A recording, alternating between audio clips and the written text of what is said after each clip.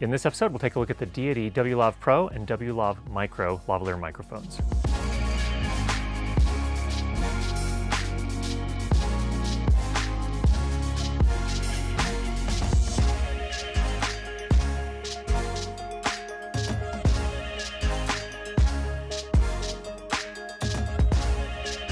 Throughout this entire episode, you're hearing the WLav Pro right here through my Audio Limited A10 wireless microphone system. That is sending digital audio to the receiver, and it's keeping the audio digital into the Sound Devices 888. So that's what you're hearing. Now, what makes these microphones special? First of all, there are a lot of lavalier microphones that are less than $100 US, and then once you get to the pro level lavalier microphones, they're generally $300 and higher. There's not a lot in that middle range. There are a few mics, but not a whole lot. And not a whole lot that I've been really happy with the sound on. So let's take a look at these. First of all, some audio samples. And I'm looking at a kind of a nice currant bush that some bird planted in front of our porch. And it took me a while to figure out what it was, but I think it's a wild currant. And what I want to do is try to propagate some of the stem,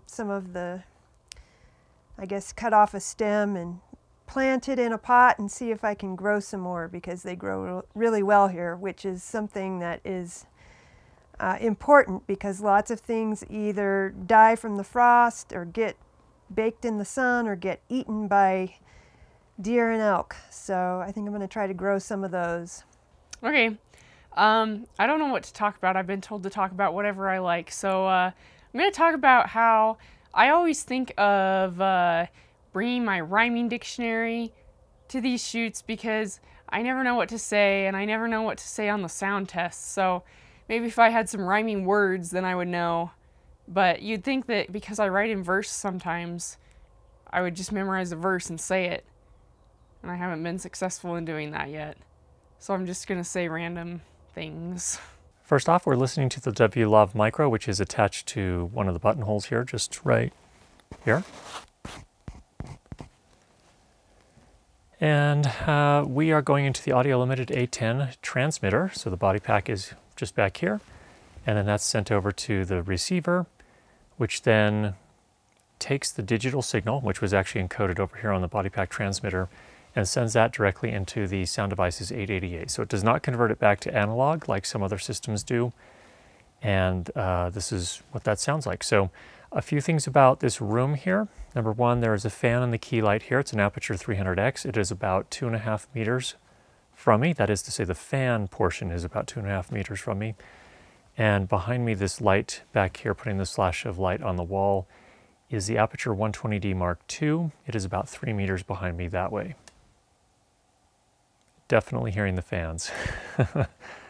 Also in the room, we have some acoustic treatment in the form of sound blankets on either side of me, plus one hanging back by the camera here. A little rug underneath me, otherwise concrete floors. Concrete wall behind me is what that sounds like. All right, next up we have the Countryman B6. Now, the reason I'm using this as a comparison point is because this is the microphone that Deity kind of hints at the Micro being similar to, certainly in terms of size. I don't know if they were implying that perhaps the voicing was similar to, but this is also hidden just here behind a button. And we have the exact same setup. So I'm going in, the lavalier microphone is connected to the Audio Limited A10 transmitter, into the A10 receiver, coming out AES digital into my Sound Devices 888. So that's what this sounds like. And we do have the two fans here still, of course, the fan in the key light here, about 2.5 meters from me. Definitely hearing that. And then back over here, another fan in the 120D Mark II light that's making this flash of light on the background here. So this is what this one sounds like.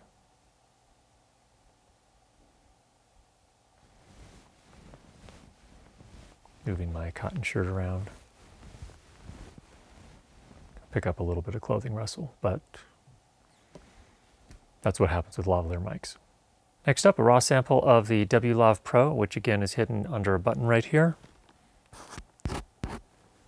And likewise going into the Audio Limited A10 transmitter pack. into the receiver, out of the receiver as an AES digital signal. So it's not doing, the reason I mention that is that it's not doing the process of analog to digital conversion twice, it just does it once. So, and then at the receiver, it receives it as digital from the transmitter and just sends it directly to the Sound Devices 888. So that is what you're hearing right now. Again, we are in the same room. We do have some acoustic treatment I didn't mention before. Sound blankets on both sides of me here, one back by the camera, a rug underneath me, otherwise concrete floors. 2 fans, one about 2.5 meters in the key away from me in the key light, another one about 3 meters behind me, putting a slash of light up on the wall.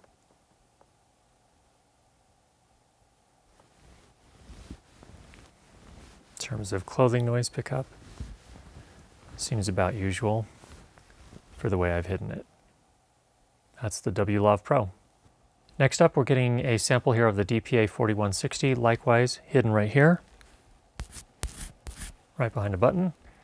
This one is, the reason I'm using this one as opposed to a Sanken COS 11D, first of all, most of the other reviews have compared to a Sanken COS 11D, and secondly, all of my Sankens are wired for Sennheiser, not for Audio Limited. So you get the 4160 instead for a little bit of variety.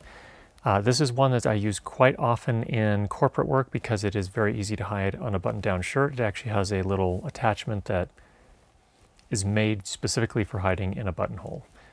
And so this one gets a lot of use in my particular work. This is going into the Audio Limited A10 to the receiver, coming out of the receiver as an AES digital signal into the Sound Devices 888. That's the signal chain you're hearing right now. Likewise, we're in the same room here. Still with the key light here, aperture 300x, about 2.5 meters. The fan is about 2.5 meters from me. And then an aperture 120D Mark II light back here with a fan in it, about 3 meters behind me. The one thing I notice here, it seems like, with the same kind of mounting strategy, hiding it in a buttonhole here, this seems to pick up a little bit more clothing noise. Or at least it's brighter and kind of emphasizes some of the higher frequency energy. In any case, that's the DPA 4160. Now, one thing to keep in mind is that lavalier microphones always sound like lavalier microphones. And by that I mean they are attached to your body and they sound like they're attached to your body. And that's not a natural way for us to listen to other people in conversation. We're usually standing a few feet apart, and that's how we hear people, not with our ears right up against them. So what generally you need to do with lavalier microphones is you need to do some level of EQ or equalization in post-production to get them sounding a little bit more natural. Here's one example. To my ear, the WLAV Pro and the WLAV Micro stood up pretty well compared to a couple of pro-level lavalier microphones, at least on the A10 wireless system here. Some other people have tested with the Electrosonics wireless systems, and it looks like there may be a little bit of an issue with the micro dot connector for 5-pin Electro units. So I believe Deity is aware of that issue and they're working on it. But here, the 3-pin version that goes into the A10, to me, sounds really, really good. Now, what's the difference between the Pro and the Micro?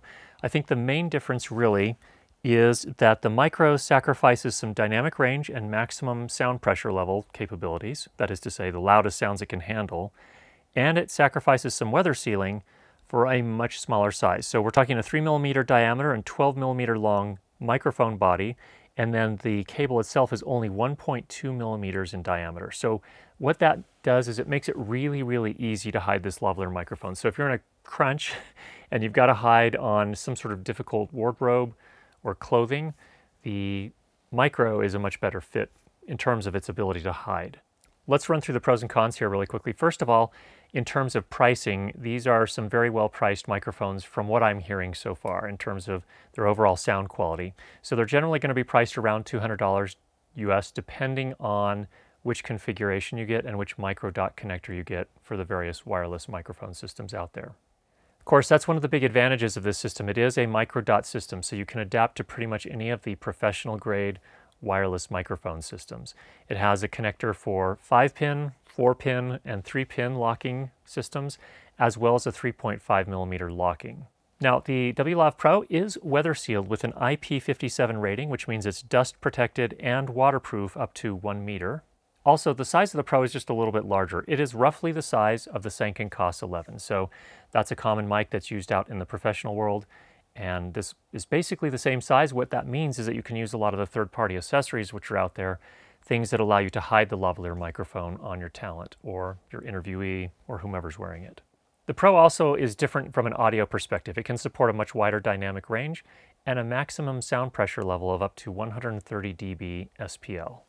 So it's probably going to be a better fit for more demanding situations in terms of, is there going to be some yelling and screaming? That's where the WLAV Pro is going to be a better choice. And in fact, what I would really think of these as is the WLAV Pro is the more kind of all-round microphone for many, many different situations, whereas the Micro is more of a specialty situation kind of microphone where you have wardrobe that's especially difficult to work with and you really need some extra help in having a very small microphone so that you can hide it. Now the Micro is roughly the same size as the Countryman B6, which is also what I would consider somewhat of a specialty microphone, really made to be super small and super easy to hide. So any third-party accessories for the B6 should also work for the Micro. On both models, the cable is 1.8 meters long, which is a really good working length, so that gives you enough length, for example, to hide the lavalier microphone up on your talent's head, so in a hat, for example, maybe on their eyeglasses, maybe in their hair, and still get down to a transmitter, usually on the belt or maybe in the small of their back. Or if you're laving, say, for example, on the chest, you can usually reach down to the ankles, where in a lot of Pro situations, you will mount the transmitter pack down on the ankle. In terms of warranty, we're looking at a 12-month warranty, plus you get an additional 6 months if you register your microphone. Now, there is one con, potentially. When I was working with these microphones, it felt like the sheathing for the cable was kind of delicate. It's made out of a silicone, and I don't know how long it's going to hold up. It might be fine, but it might not be, so we're going to have to check in again in about a year and see how well it's held up.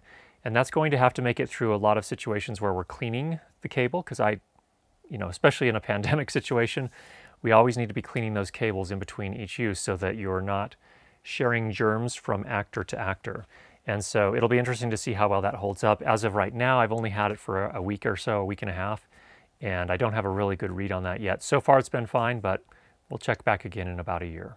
So overall, the WLAV Pro and the WLAV Micro have impressed me. They've actually filled a niche in the market that has been basically underserved for a long time from my perspective.